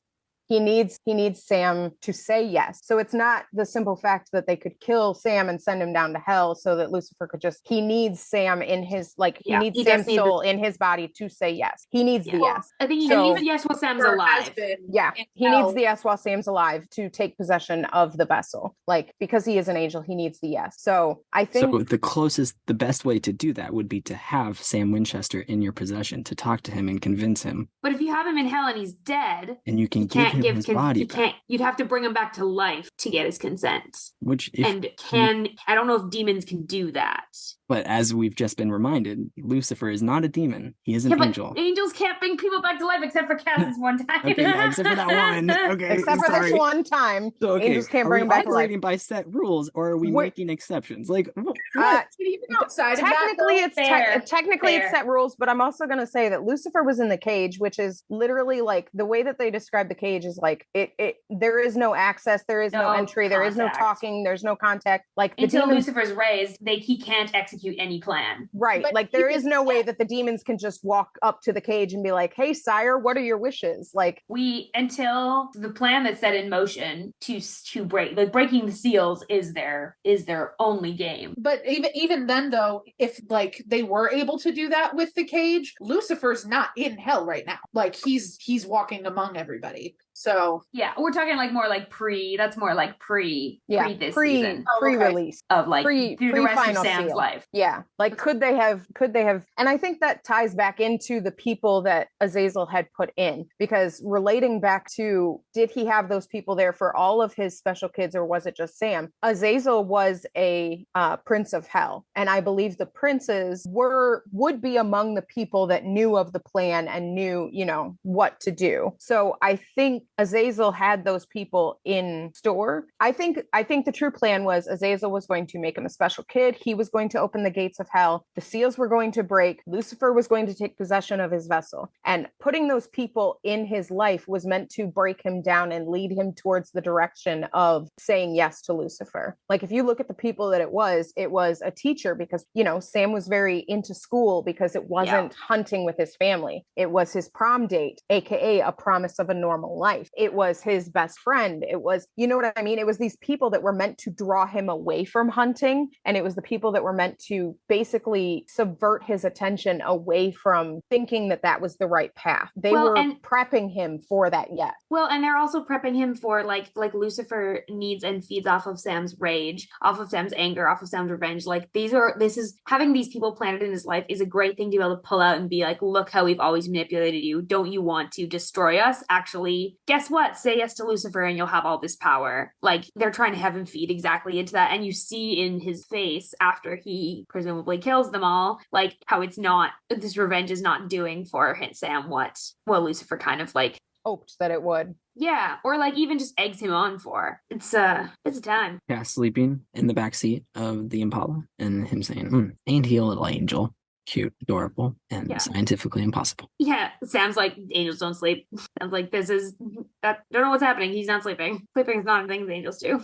Cass let's remember the episode before this, Cass had woken up in the hospital, basically powered down, almost human. He itched, he was thirsty, he had to urinate. So he's powered down basically. So I think him sleeping in the back of the Impala, I think Sam's perspective of it was, this is weird, angels don't sleep. I think it was mostly that he's sleeping, even if it's not human sleep, technically. Right. It's him like trying to recharge his batteries for what he assumes might be a battle coming coming up. Yeah, it's it's a him cute trying scene. to preserve, the very last bit of his grace to hopefully be of use. But I think from Sam's perspective, I think that was Sam trying to remind Dean that you can't count on his angel powers for this fight. If this goes sideways, he's sleeping. Like, that's not a full powered angel back there. You're walking into this fight with me, and I need you to know that if this goes sideways, he's half useful right now. Meanwhile, Dean's like, look at how cute my little boyfriend is. Right.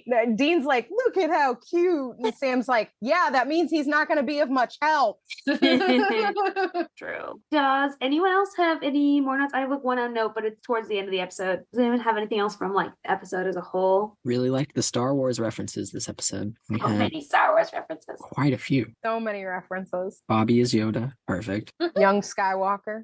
Which suits well. Sam is definitely an Anakin, not a Luke. Well, no, it's not he doesn't go the way of Anakin. Doesn't he, though? But he doesn't end there. Doesn't he, though? He gets, you know what? No on this one. I'm with no on this one. You're not. I've seen. I guess that's fair. It's actually, it makes it really interesting that way. The inner rage that he has. Yeah.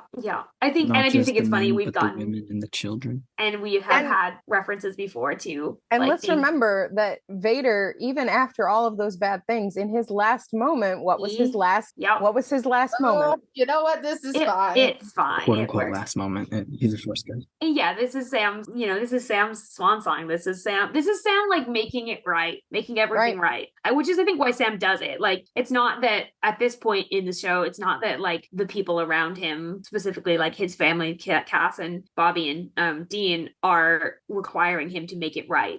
Sam is choosing this because it's redemption for himself. Yeah. And I also think it's part of what he always wanted. He always wanted a normal life away from all of these things. And he knows that he's never going to have that because he's seeing that ever since he was not just 6 months old when Azazel marked him, since he was born, he was always meant to be Lucifer's vessel. So I think this is him fighting back against that narrative of my entire life they wanted me to be one thing, and even if I can't pull fully away to have a normal life and a normal family, I can at least pull away enough that they don't get what they want. Yeah, I think that's a good point. Sorry, I can't get over raised in bondage, raised specifically to do a certain job. The magic stuff is in his blood.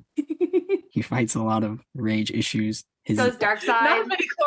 His older brother / father figure / mentor, but isn't actually either of those, is the one that leads him and is the closest to bringing him back from the dark. No, I'm going to need you to sit down and stop being so. He's literally fighting from stopping an alternate evil version of himself from taking over his body. Sorry, Anakin versus Vader. Okay.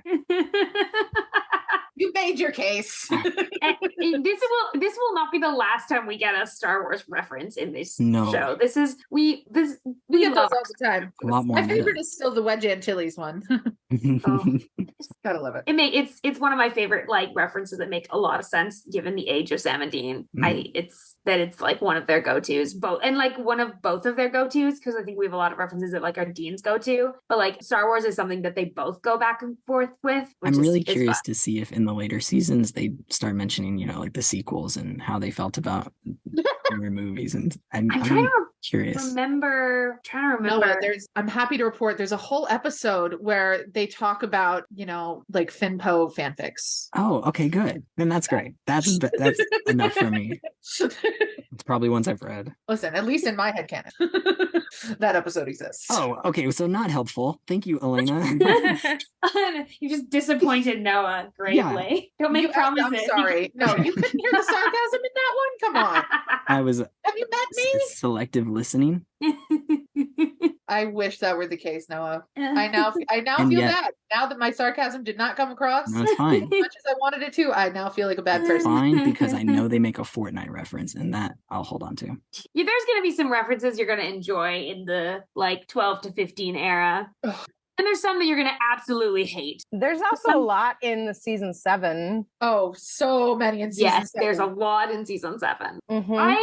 Season 7 is one that I'm very interested to see how Noah feels about. Because I am as well. There's because there's lots of reasons. I'm not going to say who says it or how or when, but all I can think right now is I will not apologize for loving that fish. And that's... Oh my God. Oh, Yes. how about that reference? Also, Amazing. there's some great Taylor Swift references Oh, later on in the good show ones. that are like very good. Good. Oh yeah. And Noah, you can leave this in or you can cut this out. But listeners, if you're ever looking for something fun to do, go watch the Supernatural Hillywood parody. It's so great. It's got If you like haven't already seen it, show. It's so good. it's got what? Does it have spoilers? Because someone did recommend. That's what I'm trying to think. Oh, That's why I was like, Don't- I think maybe don't watch that yet. yeah, you'll get to it eventually. I'm going to look up when they came out. Yeah, you can't listen to it for a while. After season It was 9. 2015. So yeah, when we get to like season 9, we can watch it because it will contain. Because I was spoilers like, at that point. there's definitely like 2 people in there that don't exist yet. Yeah. Yes, there is. They don't It's- exist yet. You will really, Noah, you will particularly Several. really appreciate some of the jokes they make and some of the way they frame it because there's Ghost Phaser related stuff and references that are very fun. But Delightful when you get to it. yeah, my last question for you, Noah, as we get to the end of like the main discussion of this episode, which we could continue discussing this episode for so long. There's so many For things we so can talk long. about. I'm gonna recommend just like out of the gate that like anyone listening that wants more discussion on this episode, listen to Driver Picks the Podcast's episode on Swan Song. They will almost certainly cover some similar and some different stuff than we do. And Always also just recommend go their love show. them and support them And because they're yeah, shiny. Yes. their show it goes so hard. It's so great. Jamie and Beth are 2 of our like best friends and their stuff is incredible. We have a few other friends who are doing Supernatural podcasts, but they're a long way away from Swan Song. Driver Picks the Podcast is also covering season 5 right now. And for anything that we didn't talk about, listen to them and hopefully they will also have talked about it. But my final question for Noah is about the ending and the shot of Sam. And just I know you and Jamie are going to make a whole episode where you talk about your predictions and we're going to talk about our season 6 predictions. But like initially, what are your thoughts about this ending to the season? My instinct is that it can't be Sam, obviously, that it's got to be Lucifer. Otherwise, Sam would have tried to contact him in some way. But you could also argue that he wouldn't have because that's the ideal life he thinks he wants for Dean, even though Dean's not really happy. There's a lot to go off of in that one shot. But it makes me think that maybe the cage is not quite as unapproachable as we think.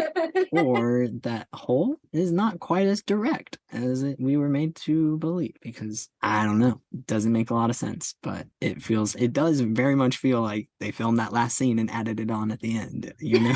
Like, oops, Because sorry. they did. Yeah, They did. They did because they did. could have made that a little bit more smooth. What's But, crazy is I did not know that. I was today years old when I learned that. oops. But what's crazy is when I first watched this episode, it was midway, like the show chronologically was midway through season 6 when I binge watched the first 5 seasons. And so I binged them and I watched this episode and I'm like, wait, is this it? I thought there was a whole other half a season for me to watch. And like, I was freaking out. And I remember I had to like go find them on some like totally legal wink website because CW.com did not have episodes on there at this time. It was forever ago.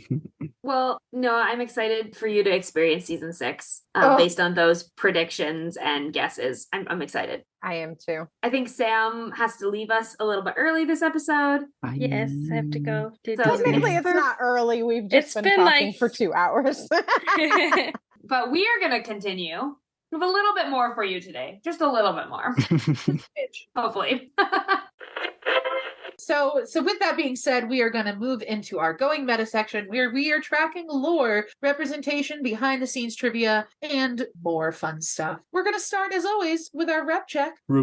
I mean, there's no characters in this other than like the main characters. So The there's not a main. lot really to say. We already talked about the one line that we have some with of Adara. I don't Yeah. think there's anything else notable to say. We definitely don't pass the Bechdel test. Does a woman even speak in this episode? I don't think so. Lisa at the end when she Oh, yeah. says it's okay. But she's also just a facsimile of a character, not an actual. Right. She's not. a sexy lamp this episode. She's a rough draft of a woman.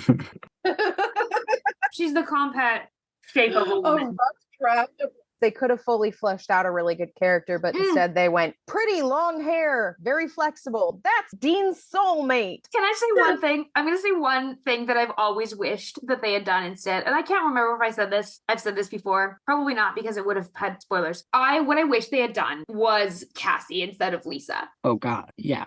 Because if it was Cassie, it would have made sense. It would have made sense. If it was Okay. Cassie with a son that was roughly, yes, Cassie with a son that's roughly 4 years old. right.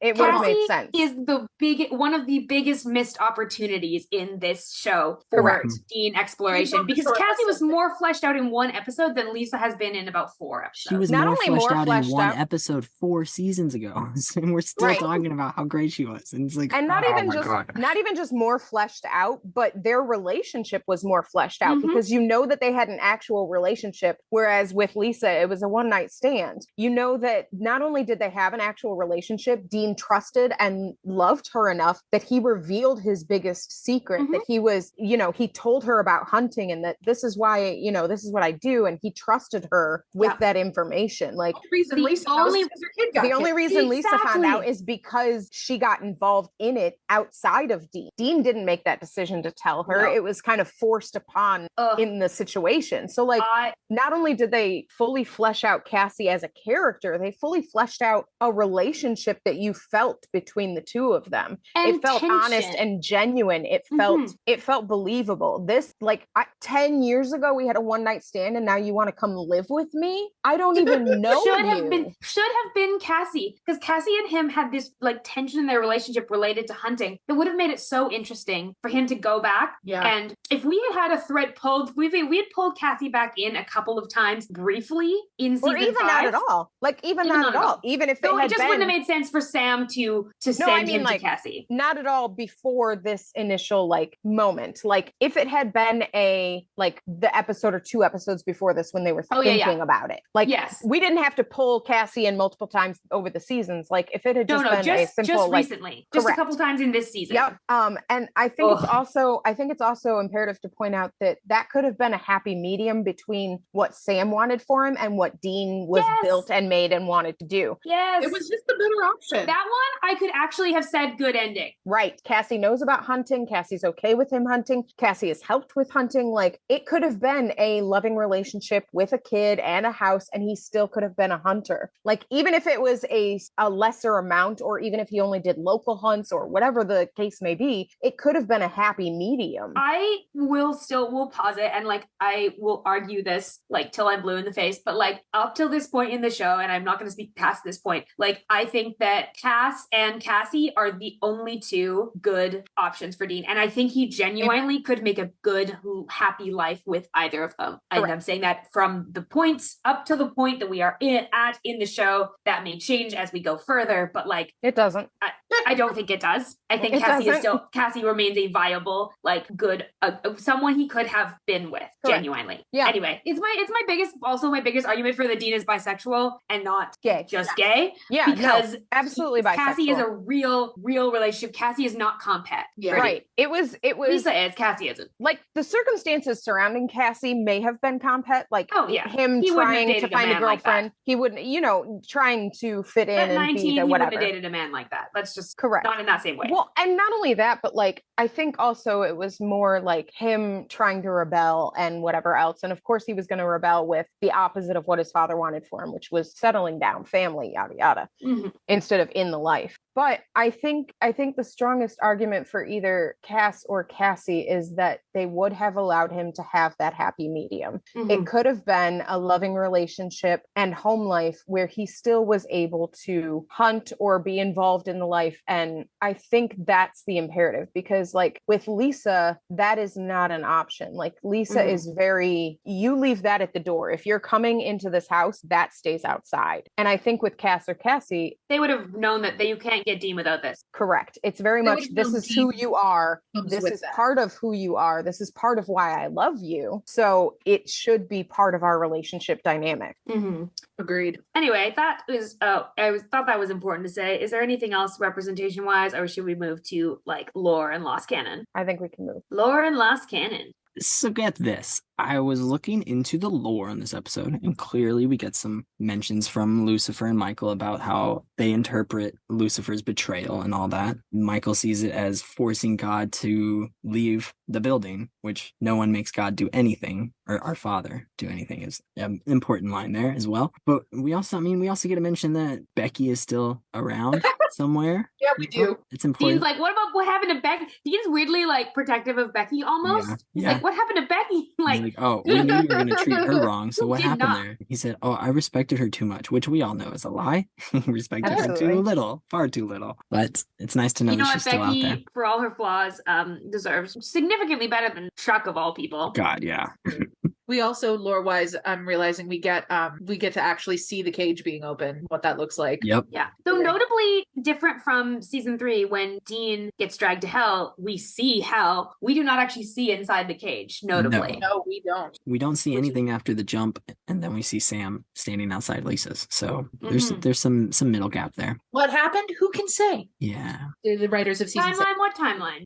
What timeline? We it's also probably important to note the conversation between Michael and Lucifer, how similar it is to many conversations the brothers have had. You know, Oh yeah. you're getting to a point where he says, "You're a monster, and I have to kill you." Like, yeah, It okay. relates back to what I was saying earlier about these were supposed to be their perfect vessels because they were conditioned from birth to be their perfect vessels. So To have like that same relationship. to have that same relationship, to have that same power struggle, to have that same, the eldest is always the soldier, the younger is the rebellious one. But the difference is with free will, Dean and Sam found love between them that is not contingent upon their father being present. Whereas Lucifer and Michael, yeah, they used to be best friends and they loved each other. They still do love each other in a brotherly way. You know, it's the same thing as like Gabriel was saying, like, this is my family and I love them, but fuck them. So it's very much that having that free will to love a person. I think it also plays into the fact that humans with free will are allowed to be imperfect beings, whereas angels are expected to and think of themselves as perfect beings. So Mhm. to Michael, Lucifer,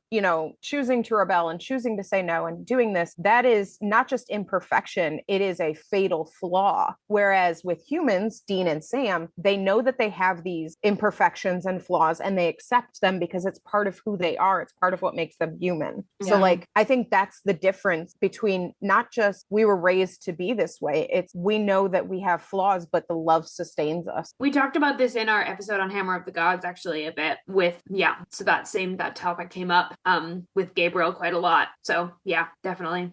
Anything else lore-wise? No? Molotov made with holy fire is cool. And apparently can banish an archangel briefly. Yep. I will say technically that would fit the lore because if you think that holy oil Yeah, surrounding it an makes angel sense. traps them, burning them with it would release them from their vessel or whatever. Yeah. But knowing that they have Adam, in the green room staged and ready, it basically just like zapped Michael out of there to go repossess the vessel and come back down. And Adam's like already said yes. So Right. Adam does not have the strength to kick Michael out, even if he wanted to, and he doesn't seem to want to. We genuinely don't know because we don't get to see any flashes of Adam. I will say that I think that's also a difference between like, as we've heard from Jimmy and, Cass, like Jimmy said, like it's like being strapped to a comet. But there were also points where he was like, I didn't see or hear anything. It was like I was completely, closed off. I didn't know what was whatever. So I think it's up to the angel how much the the person understands or sees. And Yeah. Michael, being such a control freak, would absolutely shove Adam into a tiny little corner where he didn't know anything was going on. Yeah. Like as soon Yeah, as Adam said for yes, sure. Adam as a person ceased to exist. He's in a tiny locked up corner in the back of his mind, has no awareness. Yeah, I think that's, and lore-wise, that checks out. Like, that's consistent. Even in the future lore, it also checks out. That's what I mean. Like, that's going to be a consistently true thing. Consistent. Yeah. So I have a lot, not a lot, but a few things for the lost canon, or at least canon potential errors. The easiest of which is angel wings. So like the sound inconsistency throughout the entire series is just like sometimes they do it when they felt like it, and when they sometimes feel like it, don't. and sometimes they don't. When it's helpful. So like, yeah. So when most of the time throughout this episode, when the angels come in and out, you hear it, but in that last scene with Cass in the car with Dean, there's no angel wing sound when he leaves. So it's one of those.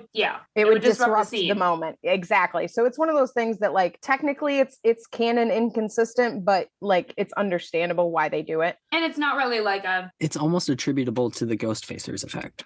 Very that. That's very fair. that. Yeah, I would say that. I like that as a explanation for why we explanation. We only hear when it's narratively important that we hear it. Right. So that we know that they're there, but when we're not supposed to know that they're there, there's no sound. The ghost facers effect is just slowly becoming more and more just covering up for lazy story work. Like, sorry. I'm going to say it's absolutely lazy, but it's because they didn't keep a show Bible. So like a show this, they didn't keep a show whiteboard. That would have been anything. They didn't keep like, a piece of stick, with details about their basics of their characters. So many writers on this show. So many. And so many of them like will pop in, write like a very small handful of episodes, if not just one episode, and then they're gone. And so it's like, guys, where's our consistency? Correct. Another canon error, which we've already discussed, is angels cannot bring back the dead, and yet Cass does bring Bobby back. We did kind of talk about how like new and improved. Yeah, new and improved. He's not a regular angel anymore. There's not enough really there to like. They haven't defined that's a big improvement. Any of the powers well enough. Like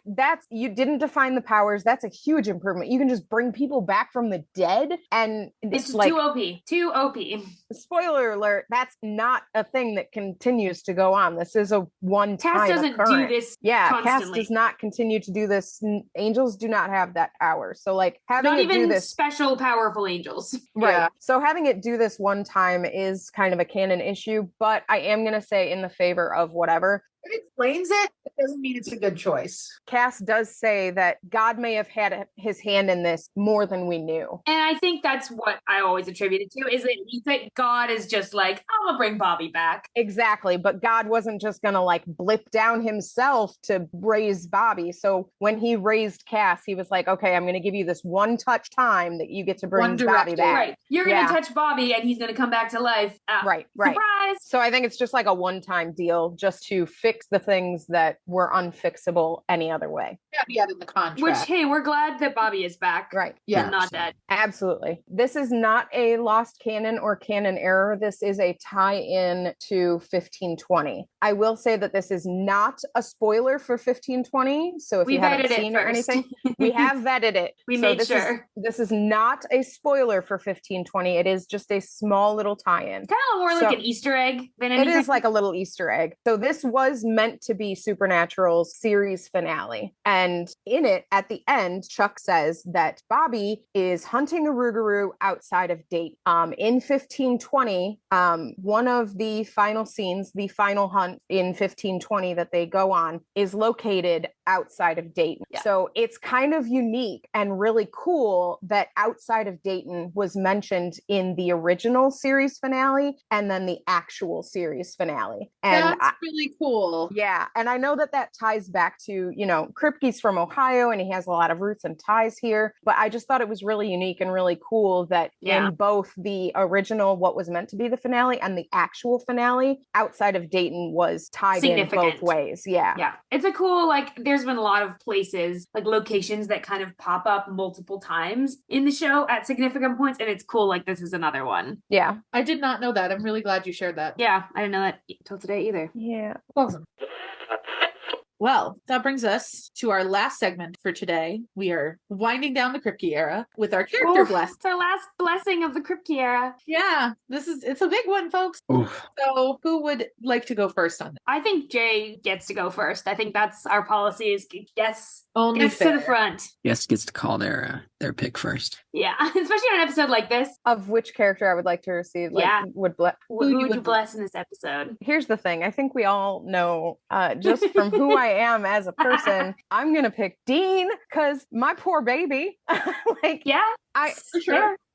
I think he deserves it because not only he had to battle his own struggle, and like his entire life has been keep Sam alive, protect Sam. And he had to fight that back to let Sam be his own man, free will. Hopefully it stopped the apocalypse. Like he lost so much. Like my baby went through it this episode. I can't tell you how many times I've said that exact phrase regarding Dean. Literally, my poor baby. That's why I said if anybody knows me, you know I'm gonna pick Dean because my baby goes through it. For sure. He does. Oh yeah, he deserves one last good blessing for the Kripke era. The entire Kripke era. I mean, not that it's gonna get better for him, but it's not. It's going to stay bad, but like Kripke era takes it out. Was rough on him. Let's go for Dean. Just to see. I'm gonna have to go with Bobby because he good. died this episode protecting his boys, and he couldn't save Sam, and he knew that hurt. And watching them say goodbye hurt, knowing that they were actually like, I'm probably not gonna see you ever again, and that crushed me. But he came through, and at the end, he and Dean are still on good terms, not hanging out, which is annoying, but it's fine.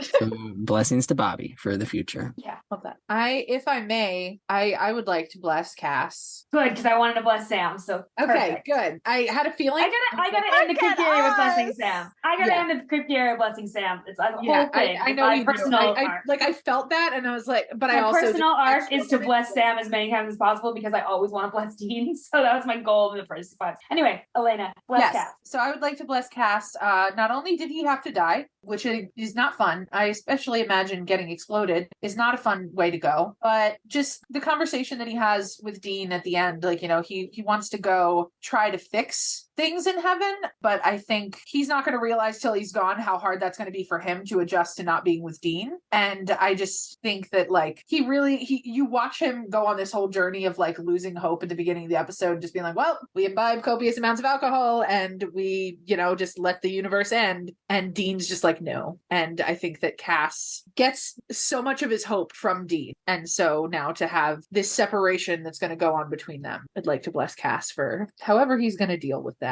Yeah, that's gonna be another interesting one to watch in the next season is like how Cass handles the fallout of all of this. My one request, Noah, in your conversation with Jamie when you predict what's coming next is that you do talk about what you think is going to happen with Cass next. Oh, for sure.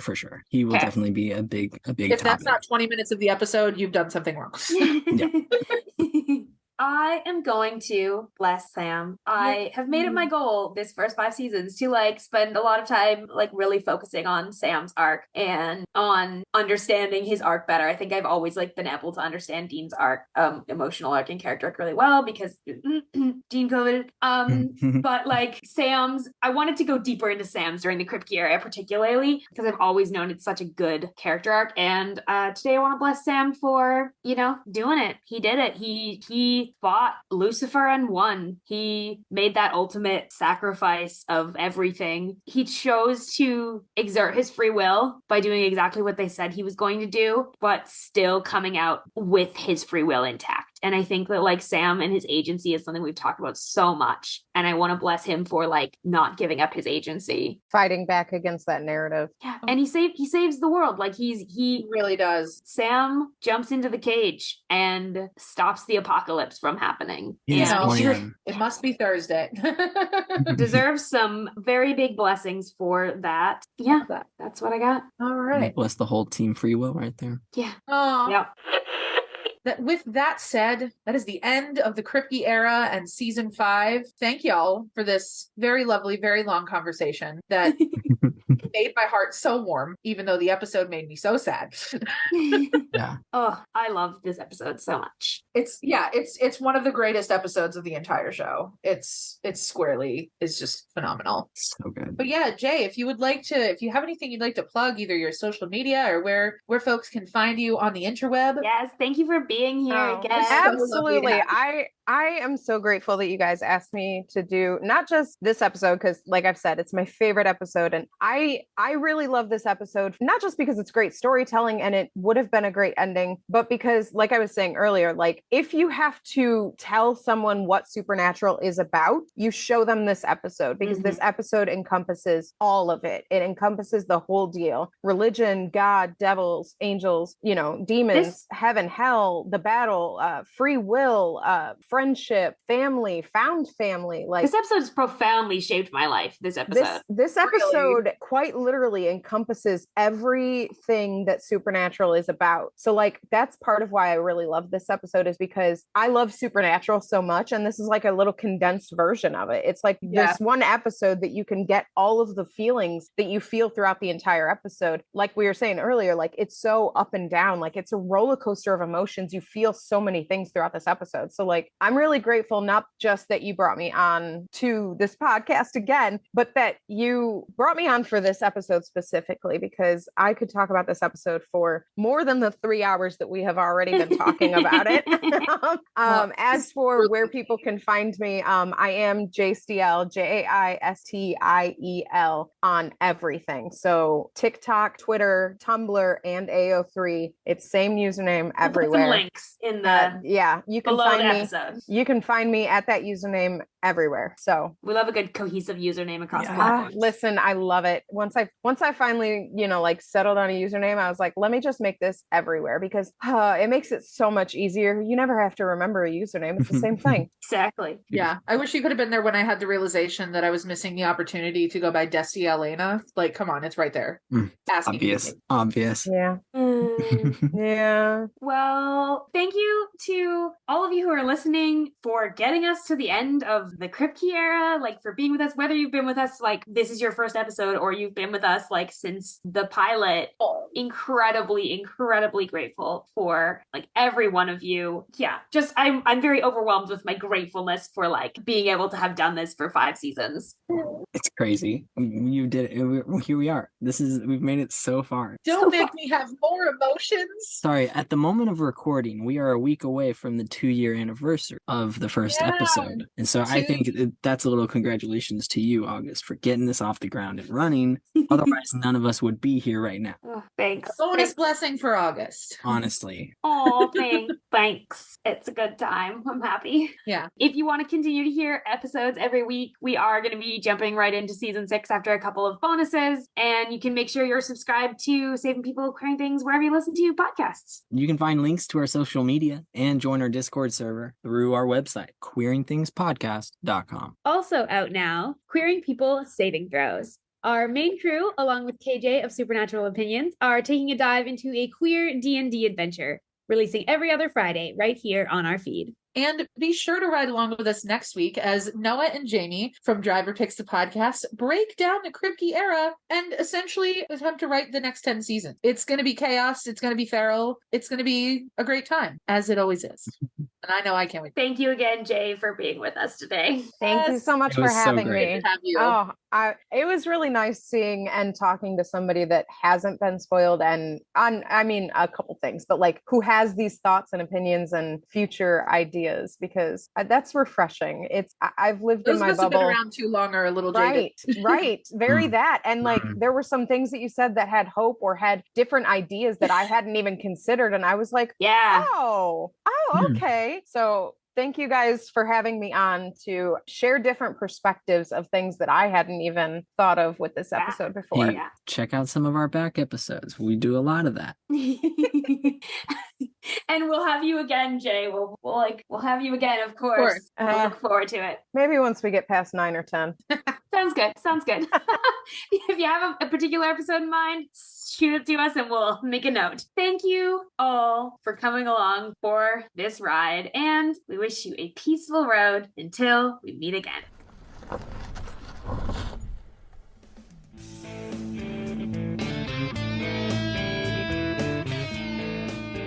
Kripke era in the bag. Oh, I'm not crying. You're crying. It's actually just from that last I'm a little bit right there, I'm having a not even moment. lying. Having a moment. Oh There. no. We did it.